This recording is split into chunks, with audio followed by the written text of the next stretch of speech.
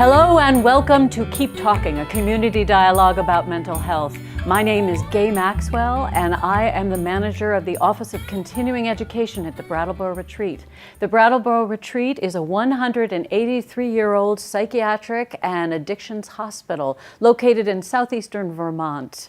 The Brattleboro Retreat serves adults, adolescents, and children in a variety of inpatient, outpatient, and residential programs and provides care and courage when being human hurts.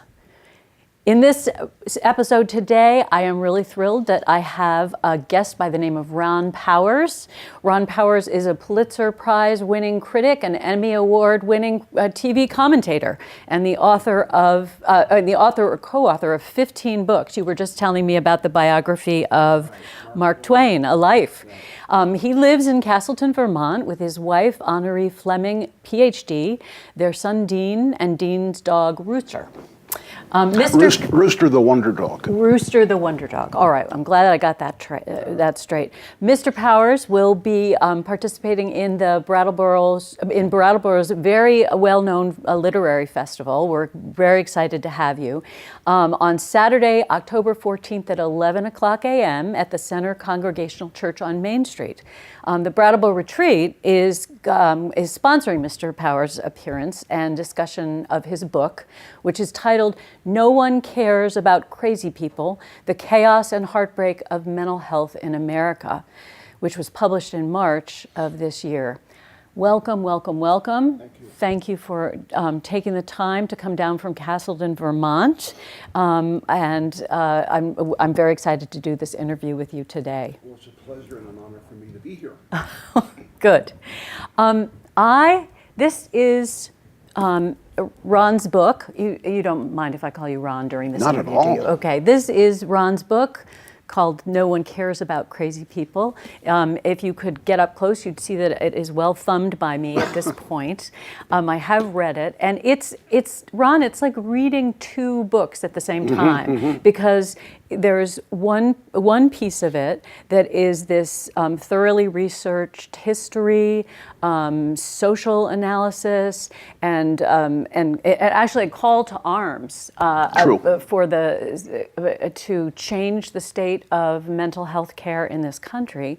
And then you rather seamlessly work in this second book, which is a very personal memoir about your family's struggle with schizophrenia. And in the book preface, you talk about how long it took for you and how difficult it was for you to make a decision to write this book. And I wonder if you could just speak about that a little bit. Sure, I'd be happy to.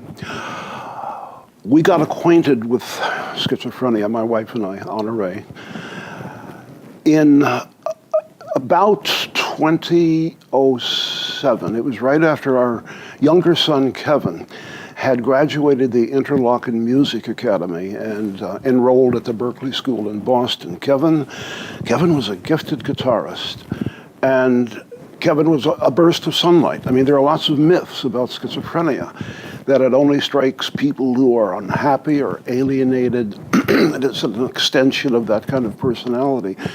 That's not true, and we can talk about why it does strike in a few minutes. When Kevin began to show the symptoms, neither Honoree nor I saw it coming. We had no idea what was happening. Honoree is a PhD in biophysics and has taught biochemistry for years. She knows the human body. At the same time, it just wasn't on our radar screen. And of course, there might have been a little unconscious denial in there too.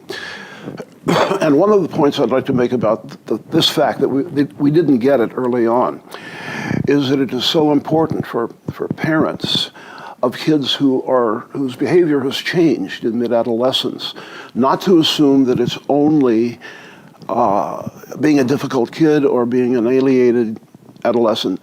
Early intervention in serious mental illness can make an enormous change. We did not intervene early. Mm-hmm.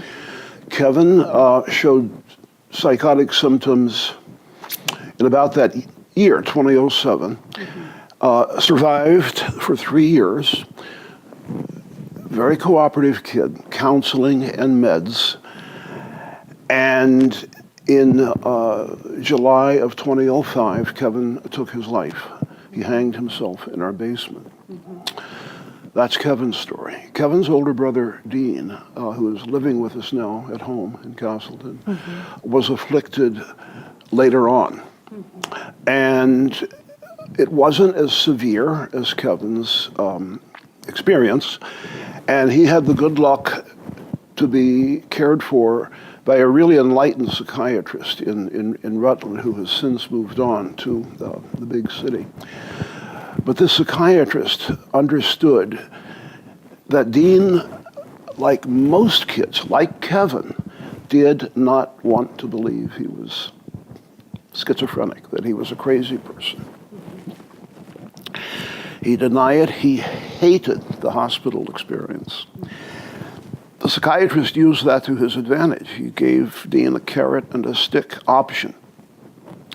The carrot was, you won't have to come back if you do what I tell you. And the stick was, take your meds. And I'm not only going to make you promise to take your meds, you are going to report once a month for an injection of Haldol. Now, years and years of research now has convinced me that medication is an essential component of stabilizing or rehabilitating a mentally ill person. A lot of people resist this, and a lot of people are shaking their heads as I speak. I know the horror stories of medications. You've lived them. I've written a whole chapter about big pharma, the profiteering and the phony advertising and the meds that don't always work. That said, there's just practically nothing else that can keep a person from deteriorating than a medical regimen. Ron, one of the things I wanted to get back to is that idea of your willingness to write the book, that it may have been that you had this dreadful experience, and what was it that made you say, I'm going to go ahead? Well, that willingness you mentioned, Kay, was a long time coming, 10 years.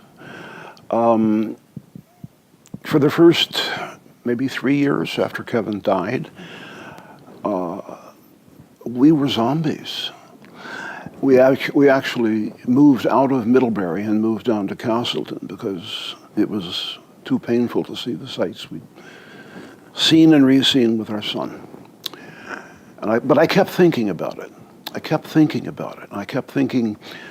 this is what I do for a living, and maybe there's a contribution I can make, and that's what I eventually decided. At the same time, I knew there were a lot of pitfalls, a lot of reasons not to write the book. And uppermost among those pitfalls was I didn't want to commodify my sons. I didn't want to write a book that exploited their tragedy, our tragedy. I didn't want to write a victim book, poor daddy. And there are books like that out there. I can't really blame the people who write them, but it's not helpful to just go there and stop. So I thought, my children are sacred, and I'm not going to violate them by writing about them. But as time went on, I came around to the idea that I do have something to say from my perspective, and what I have to say is I can acquaint the reader with the long and largely unknown history of mental illness and how we treat crazy people, starting with Bedlam Asylum that sprang up in 1330 in London. And the reason Bedlam sprang up then was that cities were starting to take form. And a person who is disturbed or psychopathic can be more or less kept in isolation in a country farm or a village. When people started migrating to cities, these people gained a critical mass, and they were not welcome. People were terrified of them. They were thought of as demons. I personally believe that the transformation of someone from sane to psychotic is the source of a lot of our Gothic literature. Dracula, Dr. Jekyll and Mr. Hyde, the werewolf. Makes a lot of sense to me. The werewolf, yeah. Because we can't explain it. So there is that long 7th century march from there to here, in which a lot of people suffered and a lot of wrong decisions were made at the expense of this 1% of our population. Now people are saying it may be growing, around 4%. So there's a lot to be said. There's a lot to be said about science. And there is a lot to report about the ideology, the denial of mental illness that became very powerful. Let me get back to that, because I do have a question about that. One of the things I wanted to just quote from your book is that you say, and I'm just following up on what you're talking about in terms of your research. One of the quotes I culled out was, "So little is known about schizophrenia that neuropsychiatrists and researchers hesitate to offer a definitive theory of causation. Of its origins and causes, the writer and professor of psychology, Richard Knoll, has suggested that contemporary readers would do well to be humbled by our current state of scientific knowledge." And with that, I just wanted to segue into what have you learned about the disease of schizophrenia that you, as a journalist and as a parent, that you want other people to understand? Mm-hmm. That's part of the reason I wrote the book. It's so important to understand. And one of the things to understand, and this has only been pretty much verified in the last 40 years. We don't know a lot about schizophrenia, ultimately, but we've learned a lot, too. And with the advent of computerized brain scans, MRI and other similar ways of looking inside the brain microscopically, we can see the lesions, the scars that scientists 100 years ago thought were there. Contemporaries of Freud were starting to suspect that schizophrenia wasn't just a bad mood. It wasn't just depression. It was something else entirely. And they were right, but we couldn't nail that down until we could look at it with our computerized scans. What it is a brain disease. Depression isn't a brain disease. Freud himself talked about the worried well that he dealt with. Schizophrenia, bipolarity, autism, schizophrenia, schizoaffective disorder, all of these diseases are inherited genetically. They're passed along in our DNA. And it's rare, thank God, because it takes a very rare cocktail of flawed genes. I mean, we have all kinds of flawed genes in us, but these particular flawed genes, something over 200 of them, they have to be present in order for what they call the prodromal phase, the onset of schizophrenia, to be possible. Mm-hmm. It's possible for someone to lead a normal life while having all the dangerous genes. It needs another component, or a bunch of other components. The most commonly discussed is stress. Stress interacts with these genes during mid to late adolescence, when the brain is being pruned. Talk a little bit more about what that pruning, the name of that is called. What did I write? I wrote it down somewhere. Well, pruning works for me. Pruning works for you. Okay, the brain gets pruned. All of the neurons that got a human being successfully through childhood and early adolescence they become obsolete. They need to be replaced by more sophisticated neurons to carry the human brain through the rest of the life. So there is this synaptic pruning that goes on, and during that time, the function of thought and reason and these things are transferred to another region of the brain. This is why adolescents aren't always very smart about choices and about long-term consequences of what they do. They're not formed yet. And that's why, by the way, it's easy to mistake a truculent adolescent for a schizophrenic, or vice versa. Okay, so here's this brain that's rebuilding itself, and there are vacancies, vacuums, sort of. Stress causes certain chemicals to flow into the brain to control the stress. Serotonin is one. If there's enough room in the brain, these chemicals don't stop flowing in, and once that happens, it's pretty much over in terms of normality. So antipsychotic medications are pretty much about balancing this oversupply of natural chemicals and stabilizing a person temporarily. They have to be resupplied, and they don't always work for every individual. But I mean, I think all of us need to bone up on this disease, including lawyers and judges and jailers. Yes, yes. You make a lot of, you talk a lot in your book about how prisons have become a holding cell for the mentally ill in this country, that we don't have options, and so they end up in jail in probably the worst of circumstances. Yeah, prisons can be the largest mental illness facilities we have. Cook County Jail, Los Angeles County Jail, several others. And that is partly because there's a myth that it's more expensive to treat than to incarcerate. Well, it really isn't. Incarceration costs, especially with private prisons, are enormous per day. And treatment costs are comparatively smaller. There's also another reason is that in a way we're still in bedlam. We're still in a part of our minds are still in a place where at the level of jailers and wardens, and I don't mean to libel these people, I respect them. It's a dangerous profession that they have, and many of them perform it heroically.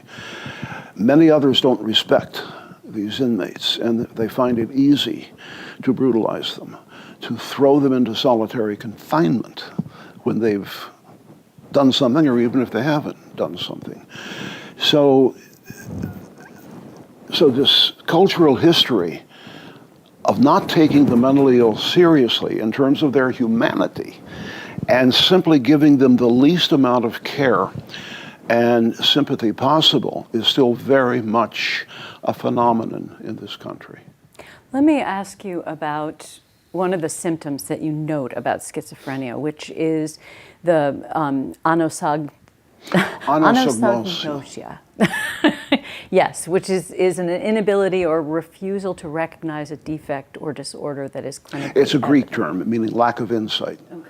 And it's been identified, I don't know how over the past maybe 30 years, anosognosia is a kind of a companion affliction. It's like nature said, well, we've given you schizophrenia, but maybe you'd like to suffer some more. Have a little anosognosia. What it means is that the patient is incapable of understanding that he or she is ill. They deny it. Adolescent kids want to be normal anyway. They want to be like everybody else, and adolescence is the critical age for developing schizophrenia. So that's why people will resist medications. They will resist being taken to the hospital. Our lovely son, Kevin, always a cooperative, respectful kid, went off his meds. In fact, he started hiding them around the house so we wouldn't know that he'd gone off them. We knew he didn't want to take them. We didn't know he was hiding them. And when that began, it was only a matter of time. So it's another reason why I say, yes, I respect all the reasons for being skeptical of medications, but you gotta take them. You gotta find the right one for your metabolism and your physiognomy. Dean was lucky, Kevin wasn't. So that you were able, in Dean's case, to find the right... The Haldol, the Haldol carrot seemed stick that I mentioned earlier, he does report for that monthly injection. Kevin, by contrast, Kevin was told by his psychoanalyst, please take your meds. They're very important. Didn't work. Right. So this is a way in which treating schizophrenia can be so difficult, is this particular symptom. It's my understanding that, from what we've talked about, that both your sons began experiencing changes in late adolescence, that you had this sense of things shifting. Were there things that you would tell another parent, pay attention to? Pay attention. Well, it's as I say, a very, very good question. And the answer is that it was different in each child's case, but in each case, we didn't understand it until too late. Kevin, we knew of Kevin's great musical gifts by the time he graduated junior high school. Instead of sending him to the public high school, we sent him off to the Interlochen Academy, where he had the 3 happiest years of his life and made the most beautiful music. I write about this in the book. You do. But it was at the tag end of those 3 years that Kevin began to demonstrate the symptoms. We were 900 miles away. We couldn't see it. I'm not sure that the people on the faculty could see it, but he started having some outlandish thoughts about the paranormal. He graduated Interlochen in the spring of 2003, I think, enrolled at Berkeley in Boston, and one night he called us 4 a.m. in the morning and said, I'm going to Russia to play. I've been selected by the school to make a tour of Russia. And our first reaction was, whoa, that's pretty cool. It wasn't because it cool. was in the realm of possibility. It was a psychotic break. But yeah, kind of at 4 in the morning. Yeah. So that was the beginning for Kevin. And he was gallant in the way he tried to go along with what he was told to do to recover. In the 3 years that were given to him after that, he recorded incredible music. He remained a joyful presence. The disease was just too strong. And the voices in his head finally told him, don't take the meds. Now, I want to say something here about drugs and schizophrenia. I'm glad you're going to speak to that. Yeah, we, Honore, my wife, and I, preach the gospel of zero tolerance. We do not want you to drink. We do not want you to smoke. We're not going to allow it in the house. We're not going to. We'll be very. There will be penalties if we smell marijuana smoke in the house. Peer pressure is overwhelming, and Dean and Kevin were smoking before too long. Now, marijuana, as far as I can tell from the research I've read, drugs don't cause schizophrenia. They're not like stress. They don't just make it happen if the genes aren't there. They can exacerbate it once the disease has undergone its full blossoming. Everything I've learned about marijuana tells me people with mental illness should stay away from it. It inhibits stabilization. I'm not a moralist about marijuana. Never really. When I smoked it once, it just made me hungry. Well, you're talking about prevention, really. If you know that about talking something. About doing everything possible to save someone as much as possible from probably the worst, the companion disease to cancer in its destructiveness. So I think once those symptoms are real symptoms and the disease is in you, drugs make it worse and inhibit recovery, as does alcohol and other forms of self-medication. Schizophrenics want to self-medicate. Yeah. So, Ron, let me ask you this. You spoke already about the stereotypes that have TV and media have made much of, the stereotype of the psychotic schizophrenic that goes on a spree. Right.